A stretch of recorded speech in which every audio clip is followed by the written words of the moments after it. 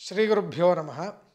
ఈ కాలంలో దేవుని దగ్గర ఏమన్నా మనం మొక్కులు కానీ ఏవి కానీ మొక్కి మర్చిపోవడము ఇటువంటివి జరుగుతూ ఉన్నప్పుడు గోదానం పరిహారంగా చెప్తూ వస్తారు. అదేవిధంగా సర్వ పాపక్షయాలకు అంటే అన్ని చేసినటువంటి పాపాలకు క్షయంగా గోదానాన్ని మనం పరిహారంగా చెప్తూ వస్తాం.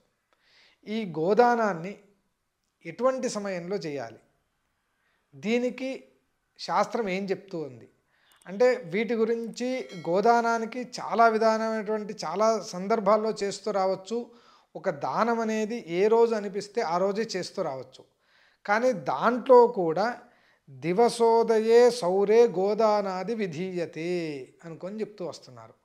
సౌరే అంటే శనైశ్వరుని యొక్క వారమందు గోదానం కానీ గో పరిగ్రహం కానీ ఒక ఆవును కొని నేను ఇంటికి తీసుకురావాలి, లేదంటే నేను ఒక డైరీ ఫామ్ పెట్టాలి. ఎటువంటి సందర్భాల్లో కూడా గోశాల రవిసూనునా, గోశాలను మనం ఏ విధంగా గ్రహాల్లో ఏ గ్రహం ద్వారా చూడాలి అంటే శని యొక్క గ్రహం ద్వారా గోశాలను చూస్తూ రావాలి.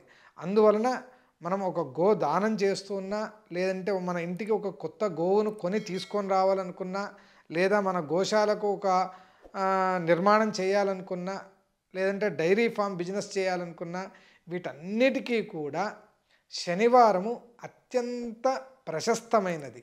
ఎందుకంటే గోశాల యొక్క కారకత్వాన్ని శనైశ్వరునికి జ్యోతిష్య శాస్త్రపరంగా నిర్ణయం చేయబడింది.